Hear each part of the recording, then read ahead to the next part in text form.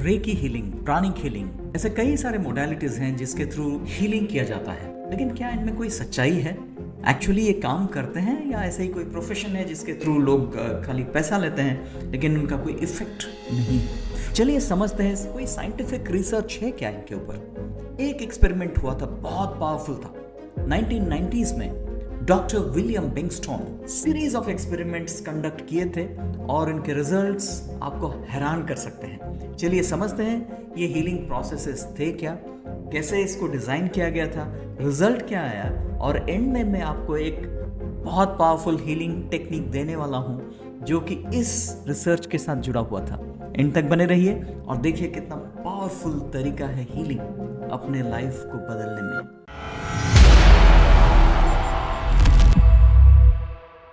नमस्ते, मेरा नाम संदीप दास है और इस चैनल में मैं माइंड, बॉडी, साइकोलॉजी और स्पिरिचुअलिटी के ऊपर वीडियोस लेके आता हूँ और उम्मीद ये है कि इन इनपुट्स के थ्रू हम अपने आप को बेहतर बना सकते हैं, लाइफ में ग्रो कर सकते हैं। 90 के दशक में डॉक्टर विलियम बेंगस्टोन एक अद्भुत एक्सपेरिमेंट प्लान किए और एक्सपेरिमेंट था कि क्या हम traditional ancient energy healing processes के थ्रू चूहों को हील कर सकते हैं जिन चूहों को कैंसर है।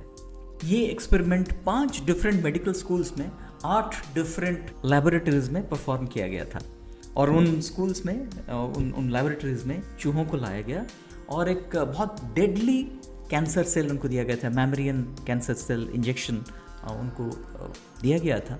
और इस इंजेक्शन के बाद यूजुअली 14 से 27 दिन के अंदर चूहे मर जाते हैं।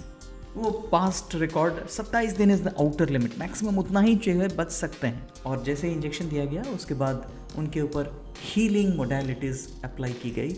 वॉलंटियर्स थे जिनको ट्रेन किया गया था और उन ट्रेंड वॉलंटियर्स के थ्रू हीलिंग स्टार्ट हुआ।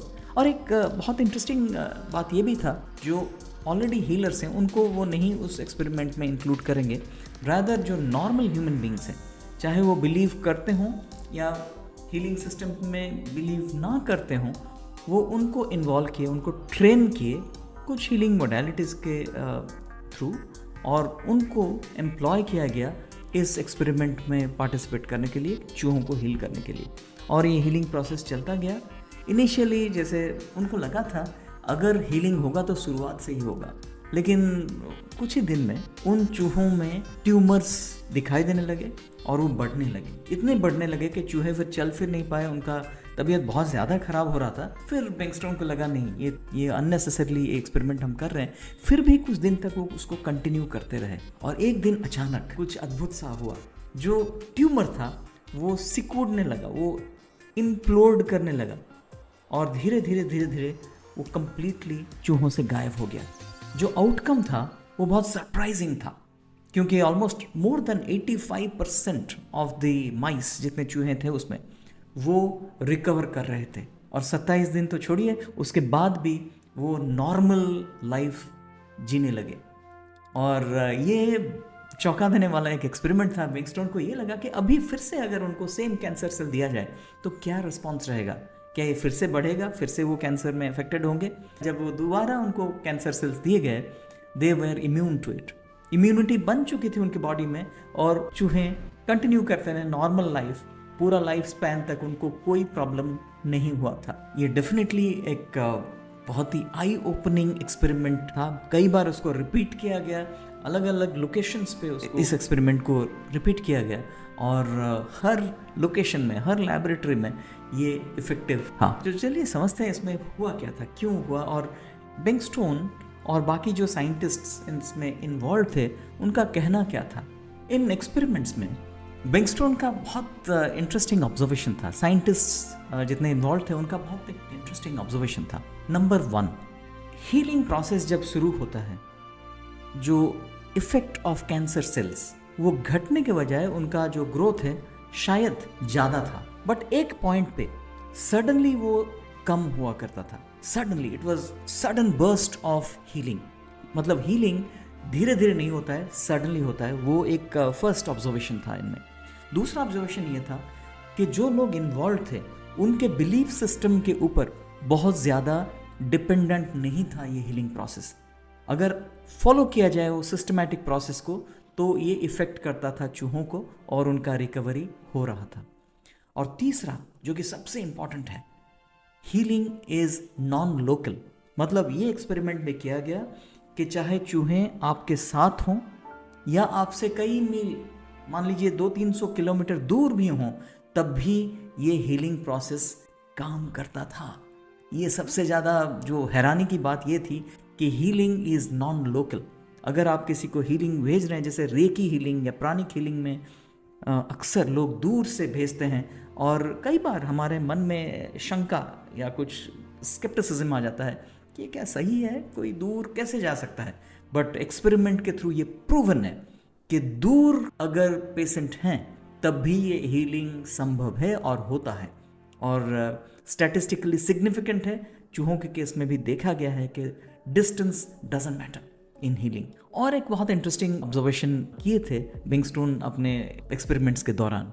जिन रूम्स में हीलर्स थे वहाँ पे वो कुछ प्रोब्स रखे थे, मतलब कुछ ऐसे मशीन्स रखे थे जो कि रैंडम नंबर जनरेट करते हैं, जिनको रैंडम नंबर जनरेटर बोला जाता है। एक वेरी इंटरेस्टिंग पॉइंट नोटिस किया गया, हर समय जब चूहे ठीक होने के ब्रिंक पे थे, ठीक हो रहे थे, जहाँ पे वो शुरू हो रहा था, उसी समय रैंडम नंबर्स में एक पैटर्न देखने को मिलता था। Otherwise it used to be random numbers, but उस पर्टिकुलर पॉइंट पे एक पैटर्न बन जाता था। बहुत ही क्लियरली उसको प्रेडिक्ट करते थे बिंगस्टोन के, अभी से हीलिंग स्टार्ट होने वाला है।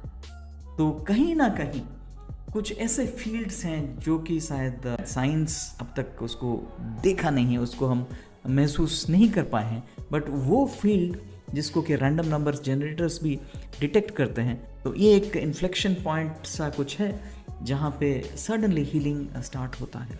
और अभी चलिए, जैसे मैंने प्रॉमिस किया था, आपको बताऊंगा क्या हीलिंग प्रोसेस था, क्या करते थे। ये बहुत पावरफुल एक हीलिंग प्रोसेस डिज़ाइन किए थे, जबकि इसमें कोई बहुत कॉम्प्लिकेशंस नहीं है। एक विजुअलाइजेशन प्रोसेस के सहारे ये स्टार्ट होता था। जो वॉलंटियर्स थे, फर्स्ट थिंग वो करते थे, फर्स्ट द आउटकम, जो आउटकम वो देखना चाहते थे उसको पहले लिस्ट करते थे और उसका एक पिक्चर माइंड में बनाते थे।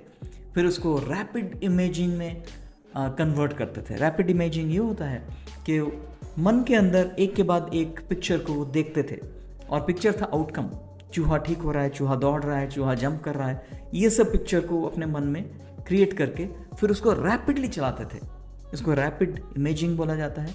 और उसके बाद उनको हाथों को भी वो ट्रेन कर रहे थे, हाथ में वो एक टिंगलिंग सेंसेशन क्रिएट कर रहे थे। ये सेकंड स्टेप हुआ करता था उनके ट्रेनिंग में, हैंड्स ऑन हीलिंग बोलते थे। जब भी हम साइलेंटली बैठे, थोड़ा मेडिटेटिव स्टेट में जाएं, हाथों में कुछ फीलिंग सा होता है, तो वो फीलिंग को महसूस करना स्टेप नंबर 2 था। और स्टेप नंबर 3 में एक्सेलरेशन ऑफ द इमेजिंग वो करते थे ये लोग। तो बहुत ही फास्ट, 1 सेकंड के अंदर सारे पिक्चर्स को कई बार 20 से 25 बार वो देखते थे, एक के बाद एक, बहुत फास्ट। और उस समय वो हाथ को फील करते थे, हाथ के थ्रू हीलिंग एनर्जी फ्लो को फील करते थे। और ये सिंपल प्रोसेस जो करीब 6 हफ्ता लगता था उनका, जो वॉलंटियर्स को ट्रेन करते थे बिंगस्टोन, और चूहों के साथ जब वो हीलिंग शुरू होता था तो इनको बोला जाता था कि अभी आप हीलिंग प्रोसेस शुरू करें। जब ये कंटिन्यू करता था, दिन में करीब 1 घंटा वो करते थे हीलिंग, बट बाद में बिंगस्टोन खुद बताया था कि 1 घंटे की ज़रूरत नहीं है, कुछ मिनट्स चाहिए होता है हर दिन हीलिंग के लिए, और over a period of time. और एक दिन सडन बर्स्ट होता है, और सडन बर्स्ट मतलब सडनली वो हीलिंग प्रोसेस एक्टिवेट होता है, और जो को रिसीव कर रहे हैं उनमें चेंजेस नज़र आ जाता है। बहुत ही पावरफुल है। अगर वीडियो आपको अच्छा लगा, ज़रूर चैनल को सब्सक्राइब करिए, वीडियो को शेयर करिए दूसरों के साथ, और कमेंट में मुझे लिख के भेजिए अगर आप हीलिंग, स्पेसिफिक हीलिंग टेक्निक के ऊपर जो हम इस वीडियो में शेयर किए थे और डिटेल में जानना चाहते हैं, तो मैं ज़रूर एक सेपरेट वीडियो उसके लिए बनाऊंगा। Very soon let's meet in another video, look forward to see you there.